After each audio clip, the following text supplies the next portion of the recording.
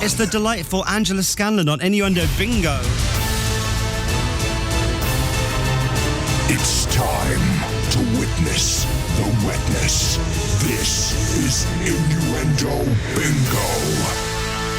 I've got a good feeling about this. Are you terrified? I'm quite nervous. I'm quite competitive. And so I feel like you're more practiced at it than I am. And so I might be a bit jealous and resentful of that. No, just go for it. We're friends, so it's fine. Yeah, okay. It's not like an awkward thing, is it? Yeah, it might be. Oh, okay. Competitive Scanlon. We should do this on the One Show, just a suggestion. Okay. A segment on a Wednesday. Yes, like Yeah, it. because you must be running out of ideas on that. They must be. Always open to collaborations and ideas. Yeah, they are. You know, so Get us on. Put a good word in. Talk down, yeah, I consider it. Tell them we were on last week on talked Comic about. Relief, yeah? Yeah, it went really well. I'll tell them. Thanks. Firstly, we're going over to Trust Me, I'm a Doctor on BBC Two. Okay. So hang on, you've got your mouth full. Yeah, Is that what I'm supposed to do? fill your mouth with as much go. water as you can, please, Scanlon. Trust me, I'm I'm a very doctor. thirsty. Sorry. What, sorry? Thirsty? You can drink some if you want. Okay, I'll carry on.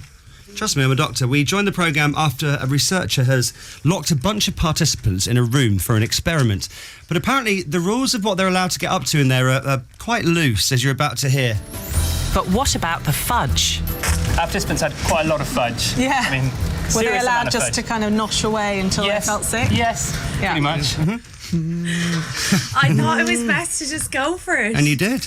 It was a really up in the air one as well. Were they Serious allowed amount of just fudge. to kind of nosh away until they felt sick? Yes. There we are. Trust me, I'm a doctor there on BBC Nosh away. Two. Okay. You went at fudge. Okay. No hands, Angela. It's going to come out. It's going to come out on him. And then do I put the thing in the bin? Oh, you're overthinking it. Are you overthinking it? Okay, sorry. Water, please. Now let's go north of the border to BBC Scotland and their news programme, News Drive. Since taking up the presidency, there's been a lot of controversy surrounding Donald Trump. And it's no wonder when he's got his staff doing things like this. Here you have not just the US Justice Department, but Donald Trump's Justice Department here fingering these two FSB officers. It's cold! It's cold, right? It's cold. I much prefer when the liquid is wet. Oh, yeah, Oh, liquid okay. is wet. You've gone mad. Warm, I meant. Sometimes, you know when it's best to just stop talking. When the liquid's gone wet. Donald Trump's Justice Department there, pointing dear. the finger at some FSB agents. See, we can do highbrow on this show as well. Fingering these two FSB officers. Okay, water please. We are now going over to Pete Tong's Miami Music Special on BBC Radio 1. And here we join Pete interviewing dance legend Sasha. Sasha's been in the game for years and years. Always forefront, pushing the envelope when creating cutting-edge dance music. I've always wondered exactly what it inspires Sasha and gets kind of his creative juices flowing. And now, I know.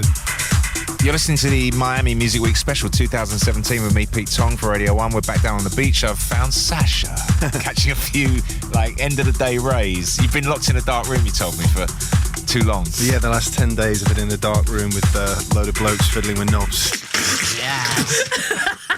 That was straight in your face. Look how much she loves it when she gets you.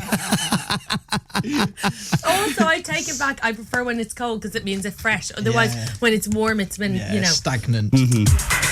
You're listening to the Miami Music Week Special. Let's not have the whole thing again. No, We get the let's strike idea. the punchline. Right. Next. Oh, thanks to Steve, by the way, for sending that in. Remember, if you spot an innuendo, I need your emails. Send them to scott.mills@bbc.co.uk. Give us a rough time in the channel and we'll do the rest. Okay. Next, an absolute classic from the archives. It's Rick Stein's Mediterranean Escapes.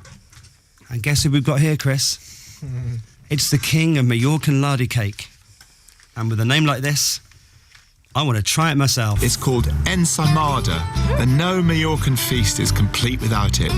The king of Mallorcan lardy cake, because that's what it reminds me of, is Miguel Pujol.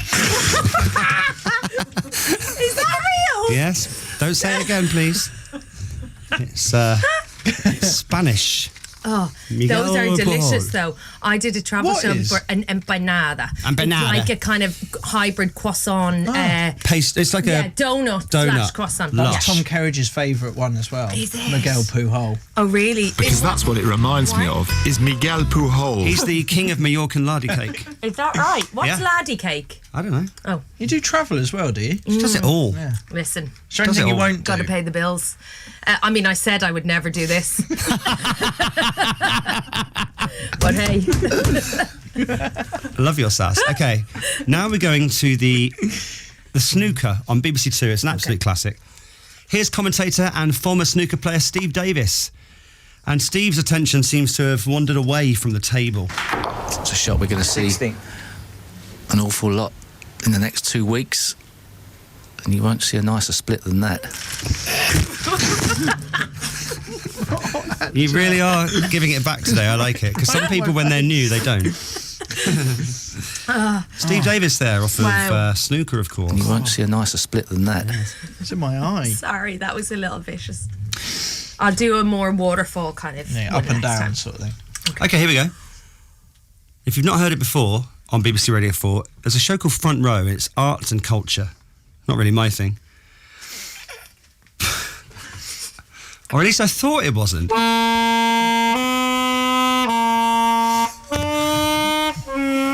That's pretty good. Happy birthday, though. Yeah. Right. So, how do you make me sound really good? Well, I think what we should do is you could blow, Yeah. and I could do the fingering. Yeah. Wow. He's teaching him how to play the saxophone. You could blow, Yeah. and I could do the fingering. Sorry, was that Happy Birthday? It's a sax, I think so, yeah. Water, please. I bet. What was that? A BBC show? BBC Radio 4. Wasn't Happy Birthday.